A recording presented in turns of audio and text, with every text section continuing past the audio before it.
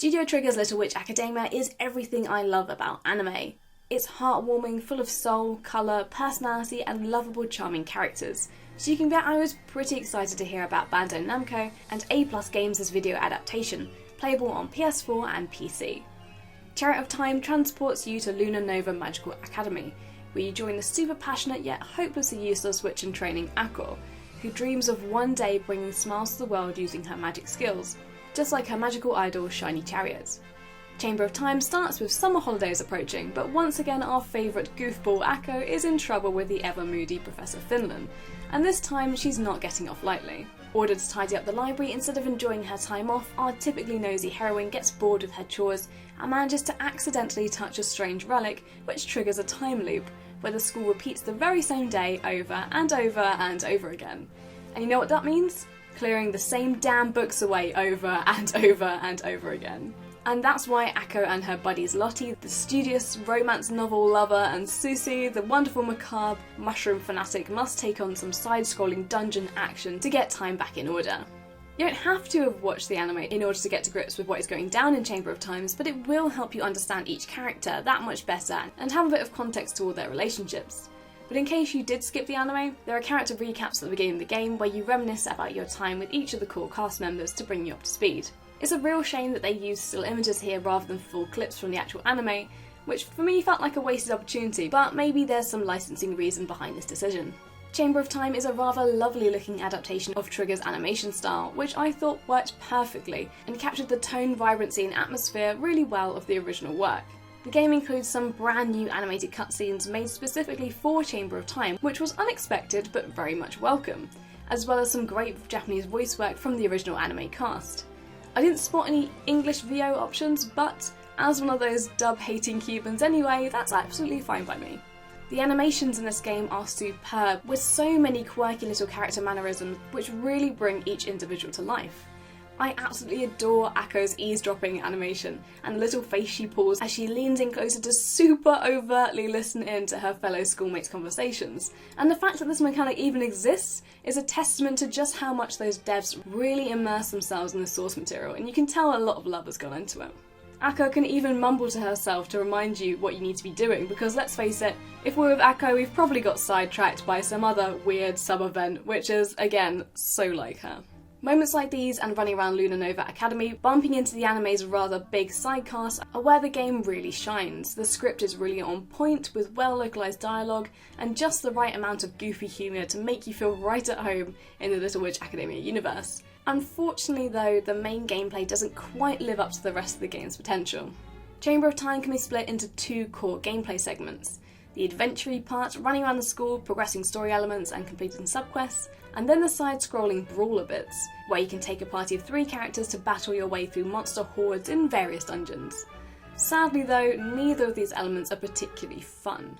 When I first saw the trailer, I was so excited to explore every nook and cranny of Lunar Nova, but after only a few hours of gameplay, reality really sets in as you embark on endless fetch quests, zigzagging for no apparent reason between the farthest reaches of the map and back, just to retrieve some random ingredient or listen in on a bit of pointless Chinese whisper style gossip in order to find a certain location, only to waltz up and it's blocked by a bloody goblin, and you need to go back to the potion shop to get him out the way again.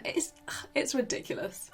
The everyday school adventuring segments for the most part felt like they were just stretching out the in-game timer, rather than really adding to the experience. It also didn't help that the school setting felt a little empty and soulless in comparison to its anime counterpart, and the in-game map confused me more times than it actually navigated me anywhere.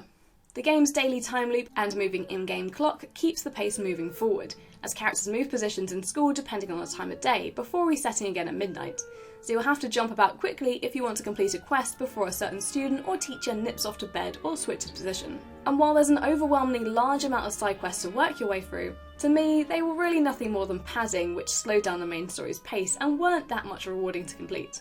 In terms of dungeon sections, these work just like a 2.5D brawler, albeit using wands and spells rather than fisticuffs. There's some RPG elements where you can level up different characters to take with you, equipping different weapons and accessories to bulk up your team before you plunder treasures and take down lovingly animated, colourful and quirky boss monsters.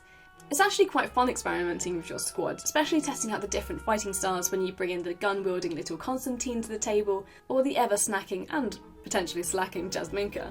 I personally found the combat a little too easy, even on normal and above difficulty settings, although each scene's perception of depth did everything in its power to confuse whether your spells are even directed at the monsters you're trying to slay. Also not working in your favour are the support character's AI. At first I thought it was a clever nod to the anime that Diana was being super unhelpful and throwing herself headlong into dungeon traps and enemies, but oh no, soon Susie was at it too, diving beneath giant rolling balls, charging into walls, only healing her health when it was basically at max, but of course never when she needed it most. And like I did, you'll soon come to the realisation that you'll need to carry this useless team the whole way, as you watch them pitifully attacking the empty left corner as a pack of ghoulies surround Akko to the right. But if that wasn't enough already, you'll also have to endure hours of this.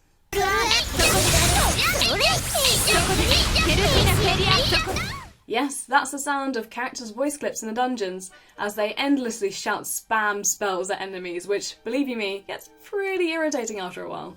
I really wanted to love Chamber of Time. It had all the makings of a fantastic gaming adaptation of a much-loved anime. Great source material, beautiful art style, a super interesting setting to explore, quirky and well-realised characters with good dialogue, the original voice cast, and at face value, it really seems like A+ Games had captured that soul, that unabashedly hopeful essence of what makes Little Witch Academia so special.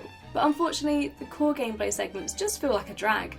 And that's ironic in a way when it's a game about repeating the same boring tasks over and over and over again. Thank you very much for watching this review, I hope you find it useful. Please do leave a like and let me know if you've got any questions or thoughts in the comments. A special thanks goes out to all my present and past Patreon subscribers, you guys are the best. If you want to show your support, check the link in the description below, and remember, if you can't give, you can always share. It's really still appreciated. If you're new to this channel, consider subscribing for more Japanese gaming and anime goodness, and otherwise, I'll see you on the next one. Bye!